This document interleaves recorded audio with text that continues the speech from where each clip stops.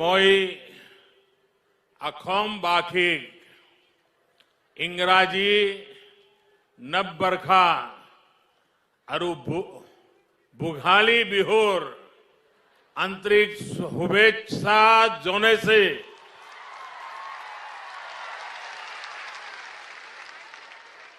अही बालोगिया दिनबुर होकेलुरे बाबे हक अरो हमरी धीरे पूर्णा हक। साथियों, असम के लोगों का ये आशीर्वाद, आपकी ये आत्मीयता मेरे लिए बहुत बड़ा सौभाग्य है। आपका ये प्रेम, ये स्नेह मुझे बार बार आसाम ले आता है। बीते वर्षों में अनेकों बार मुझे असम के अलग अलग हिस्सों में आने का, असम के भाई बहनों से बातचीत करने और विकास के कामों से जुड़ने का अवसर मिला है। पिछले वर्ष मैं कोकराझार में ऐतिहासिक बोडो समझौते के बाद जो उत्सव हुआ उसमें शामिल हुआ था। अब इस बार असम के मूल निवासियों के स्वाभिमान और सुरक्षा से जुड़े इतने बड़े आयोजन में मैं आपकी खुशियों में शामिल होने आया हूं। आज असम की हमारी सरकार ने आपके जीवन की बहुत बड़ी चिंता दूर करने का काम किया है। 1 लाख से ज्यादा मूल निवासी परिवारों को भूमि के स्वामित्व का अधिकार मिलने से आपके जीवन की एक बहुत बड़ी चिंता अब दूर हो गई है। भाइयों और बहनों, आज के दिन स्वाभिमान, स्वाधीनता और सुरक्षा के तीनों प्रतीकों का भी एक प्रकार से समागम हो रहा है। पहला, आज असम की मिट्टी से प्यार करने वाले मूल निवासियों के अपनी जमीन से जुड़ाव को कानूनी संरक्षण दिया गया। दूसरा, ये काम ऐतिहासिक शिवसागर में जेरेंगा पठार की धरती पर हो रहा है।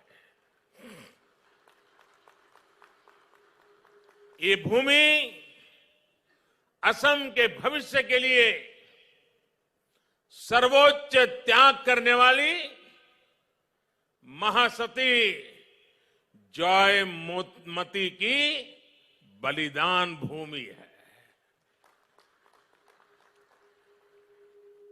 मैं उनके अदम्य साहस को और इस भूमि को आदरपूर्वक नमन करता हूं। शिव सागर के इसी महत्व को देखते हुए इसे देश की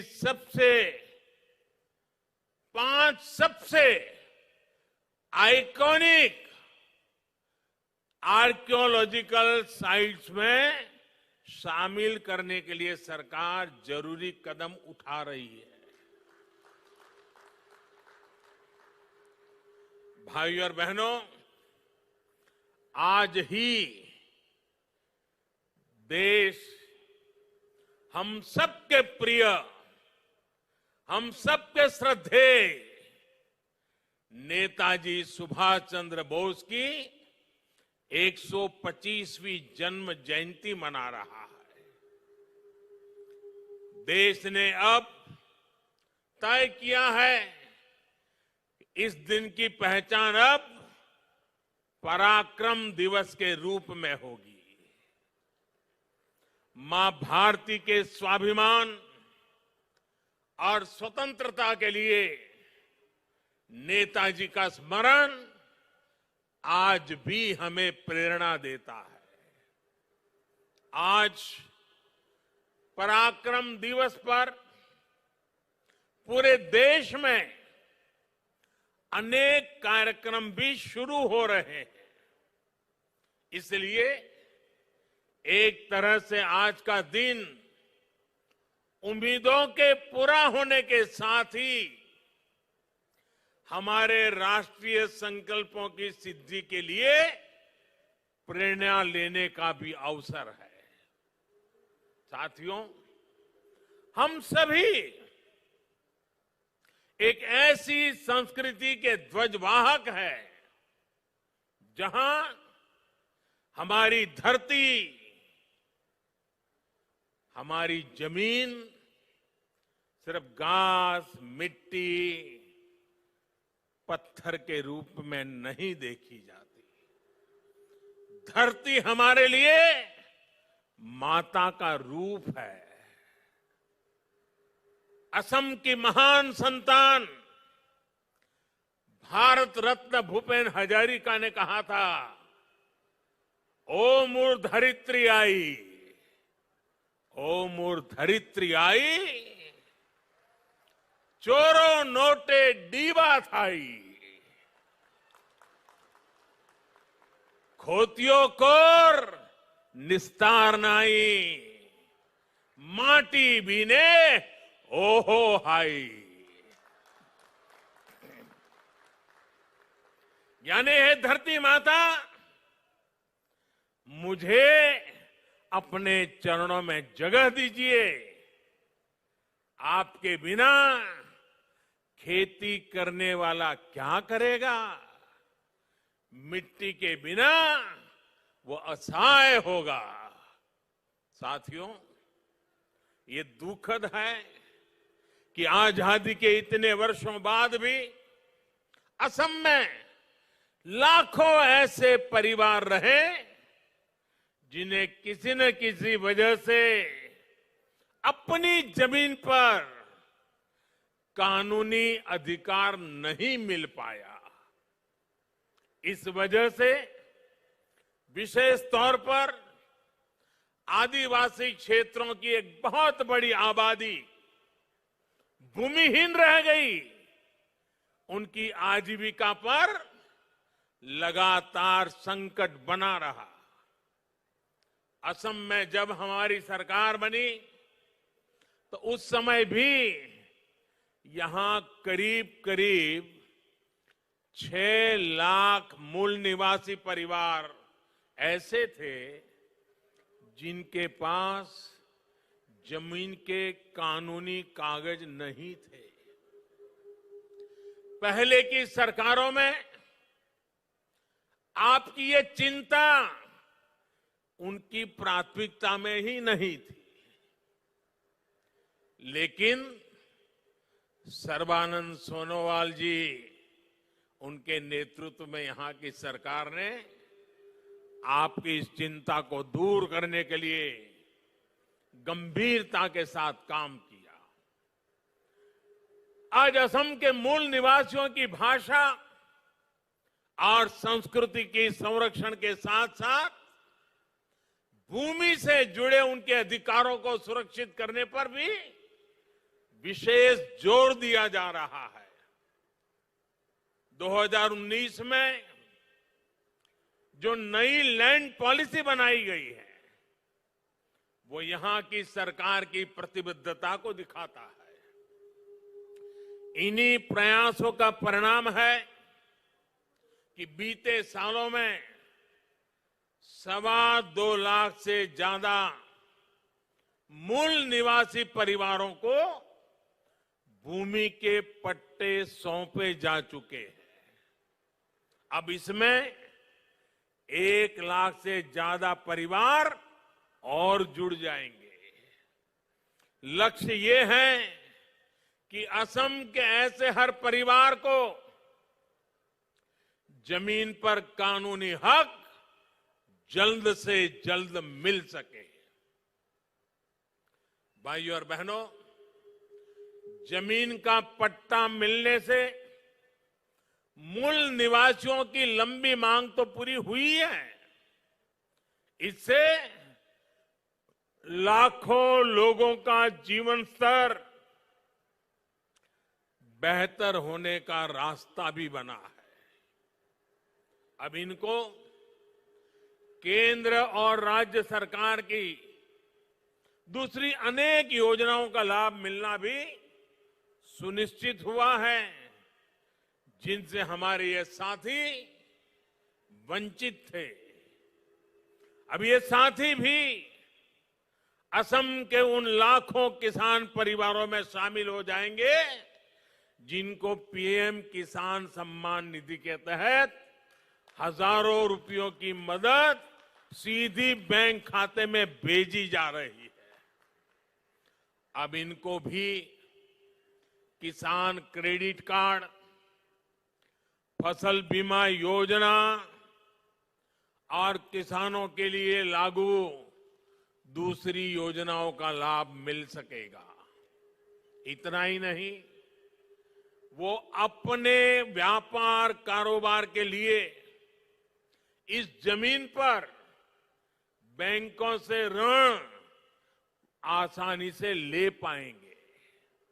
भाइयों और बहनों, असम की लगभग 70 छोटी बड़ी जनजातियों को सामाजिक संरक्षण देते हुए उनका तेज विकास हमारी सरकार की प्रतिबद्धता रही है।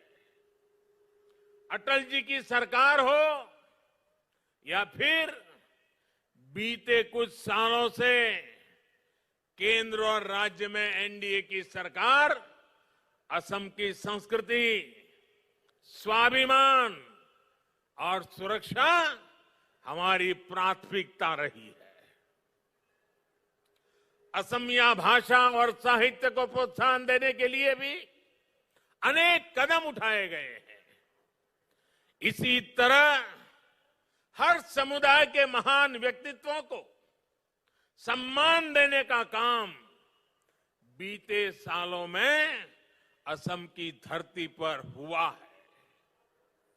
श्रीमंत शंकरदेव जी का दर्शन, उनकी शिक्षा असम के साथ साथ संपूर्ण देश, पूरी मानवता के लिए बहुत अनमोल संपत्ति है।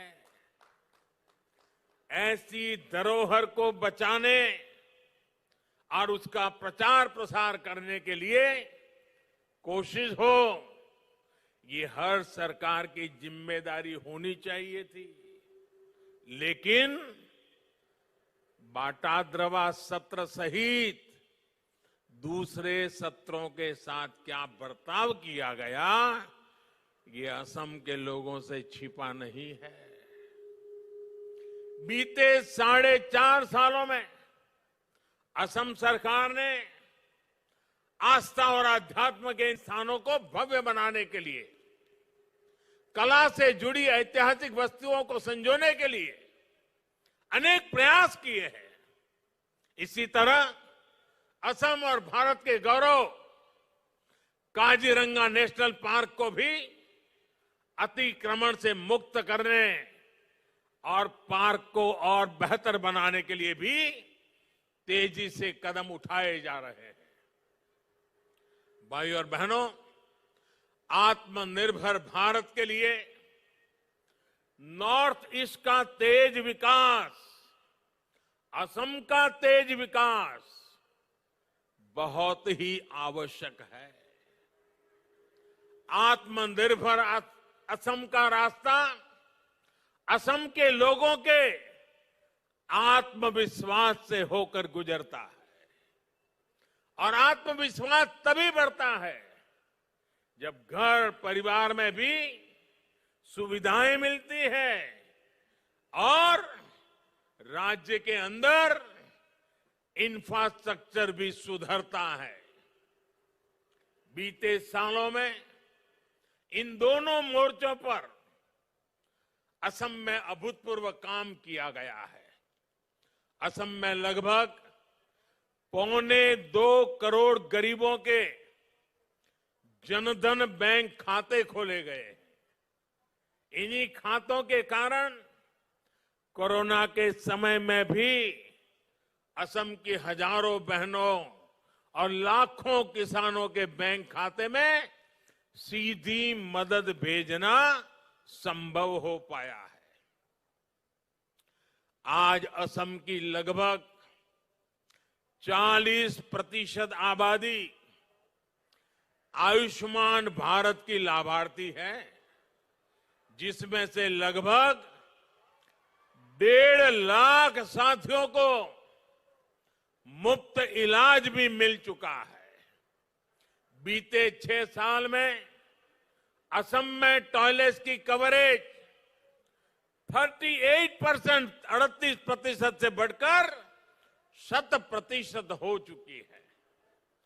5 साल पहले तक असम के 50% से भी कम घरों तक बिजली पहुंची थी, जो अब लगभग 100% तक पहुंच चुकी है।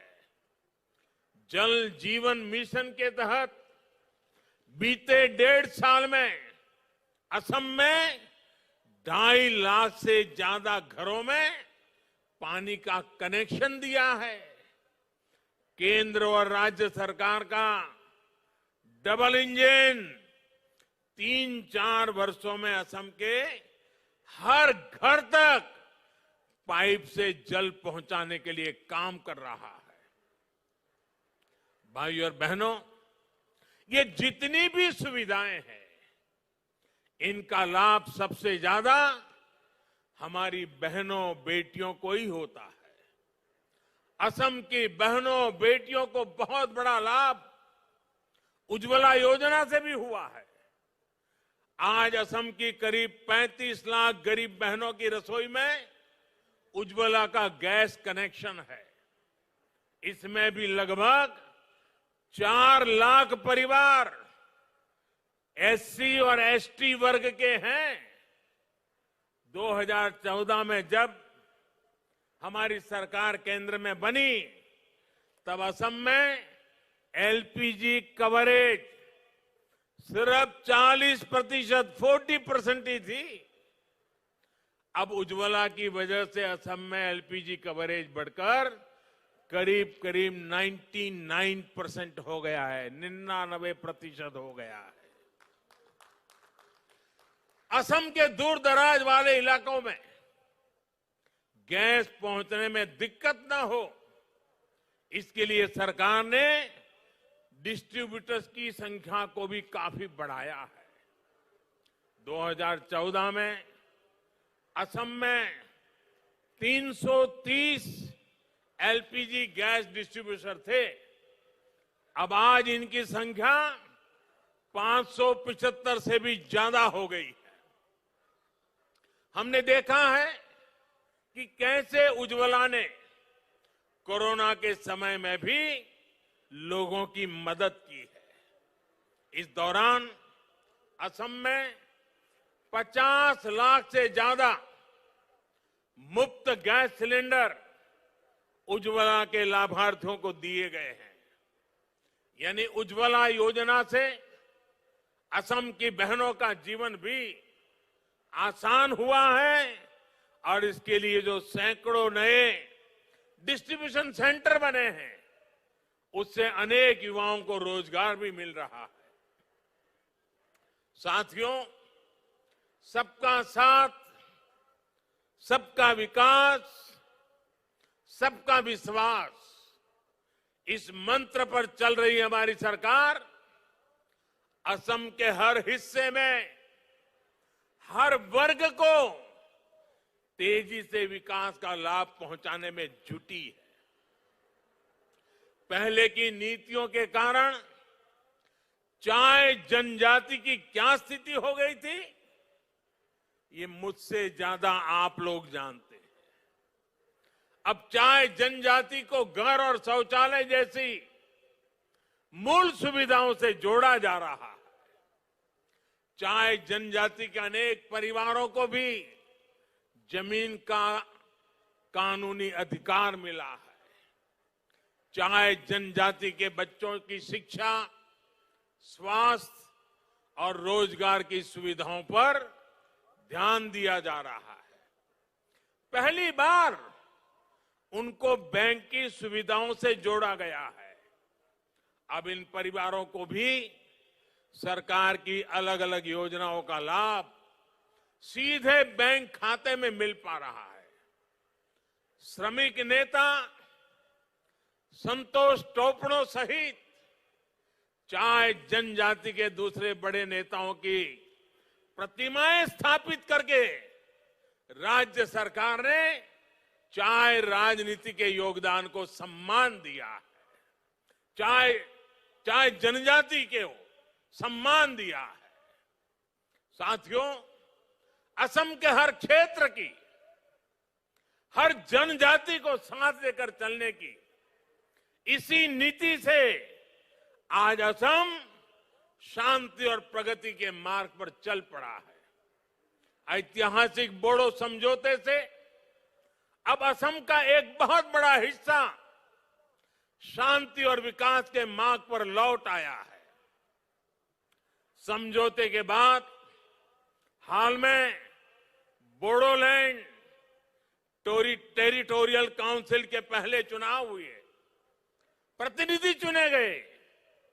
मुझे विश्वास है कि अब बोडो टेरिटोरियल काउंसिल विकास और विश्वास के नए प्रतिमान स्थापित करेगी। भाइयों और बहनों, आज हमारी सरकार असम की जरूरतों की पहचान करके हर जरूरी प्रोजेक्ट पर तेजी से काम कर रही है। बीते 6 सालों से असम सहित पूरे नॉर्थ ईस्ट की कनेक्टिविटी और दूसरे इंफ्रास्ट्रक्चर का अभूतपूर्व विस्तार भी हो रहा है, आधुनिक भी हो रहा है। आज असम और नॉर्थ ईस्ट भारत की एक्ट ईस्ट पॉलिसी पूर्वी एशियाई देशों के साथ हमारा कनेक्ट बढ़ा रही है। बेहतर इंफ्रास्ट्रक्चर के कारण ही असम आत्मनिर्भर भारत के एक महत्वपूर्ण सेक्टर के रूप में विकसित हो रहा है। बीते सालों में असम के गांवों में करीब 11,000 किलोमीटर सड़कें बनाई गई है। डॉक्टर भूपेन हजारिका सेतु हो, बोगीबिल ब्रिज हो, सराय घाट ब्रिज हो, ऐसे अनेक ब्रिज जो बन चुके हैं या बन रहे हैं, इनसे असम की कनेक्टिविटी सशक्त हुई है। अब नॉर्थ ईस्ट और असम के लोगों को आने जाने के लिए लंबे मार्ग से और जीवन को खतरे में डालने की मजबूरी से मुक्ति मिल रही है। इसके अलावा जलमार्गों से बांग्लादेश, नेपाल, भूटान और म्यांमार के साथ कनेक्टिविटी पर भी फोकस किया जा रहा है। साथियों, असम में जैसे जैसे रेल और एयर कनेक्टिविटी का दायरा बढ़ रहा है, लॉजिस्टिक्स से जुड़ी सुविधाएं बेहतर हो रही है, वैसे वैसे यहां उद्योग और रोजगार की नई संभावनाएं बन रही हैं। लोकप्रिय गोपीनाथ बोरदोलोई इंटरनेशनल एयरपोर्ट में आधुनिक टर्मिनल और कस्टम क्लियरेंस सेंटर का निर्माण हो, कोकराझार में रूपसी एयरपोर्ट का आधुनिकीकरण हो, बोंगई गांव में मल्टी मॉडल लॉजिस्टिक हब का निर्माण हो, ऐसी सुविधाओं से ही असम में औद्योगिक विकास को नया बल मिलने वाला है। भाइयों और बहनों, आज जब देश गैस बेस्ड इकोनॉमी की तरफ तेजी से आगे बढ़ रहा है, तो असम भी इस अभियान का एक अहम साझीदार है। असम में तेल और गैस से जुड़े इंफ्रास्ट्रक्चर पर बीते वर्षों में 40,000 करोड़ रुपए से अधिक का निवेश किया गया है। गुवाहाटी बरौनी गैस पाइपलाइन से नॉर्थ ईस्ट और पूर्वी भारत की गैस कनेक्टिविटी मजबूत होने वाली है और असम में रोजगार के नए अवसर बनने वाले हैं। नुमालीगढ़ रिफाइनरी का विस्तारीकरण करने के साथ साथ वहां अब बायो रिफाइनरी की सुविधा भी जोड़ी गई है। इससे तेल और गैस के साथ साथ असम इथेनॉल जैसा बायोफ्यूल बनाने वाला देश का मुख्य राज्य बनने वाला है। भाइयों और बहनों, असम जब स्वास्थ्य और शिक्षा के हब के रूप में भी विकसित हो रहा है, एम्स और इंडियन एग्रीकल्चर रिसर्च इंस्टीट्यूट जैसे संस्थान बनने से असम के युवाओं को आधुनिक शिक्षा के नए अवसर मिलने वाले हैं। जिस तरह से असम ने कोरोना महामारी को हैंडल किया है, वो भी प्रशंसनीय है। मैं असम की जनता के साथ ही सोनोवाल जी, हेमंता जी और उनकी टीम को विशेष रूप से बधाई देता हूं। मुझे विश्वास है कि असम अब टीकाकरण के अभियान को भी सफलता के साथ आगे बढ़ाएगा। मेरा असम वासियों से भी आग्रह है कि कोरोना टीकाकरण के लिए जिसकी बारी आए वो टीके जरूर लगवाएं और ये भी याद रखें कि टीके की एक डोज नहीं, दो डोज लगनी जरूरी है। साथियों, पूरी दुनिया में भारत में बने टीके की डिमांड हो रही है। भारत में भी लाखों लोग अब तक टीका लगा चुके हैं। हमें टीका भी लगवाना है और सावधानी भी जारी रखनी है। अंत में फिर एक बार उन सभी साथियों को बहुत बहुत बधाई जिनको भूमि का अधिकार मिला है। आप सब स्वस्थ रहें, आप सब प्रगति करें, इसी कामना के साथ आपका बहुत बहुत आभार। मेरे साथ बोलिए, भारत माता की, भारत माता की, भारत माता की। बहुत बहुत धन्यवाद। नमस्कार, मैं हूं मानक गुप्ता। अगर आपको हमारा ये वीडियो पसंद आया हो तो इसे लाइक और शेयर जरूर करें और हां, हमें सब्सक्राइब और फॉलो करना ना भूलें ताकि आप देश और दुनिया की कोई खबर मिस ना करें। तो जुड़े रहिए हमारे साथ और देखते रहिए न्यूज़ 24।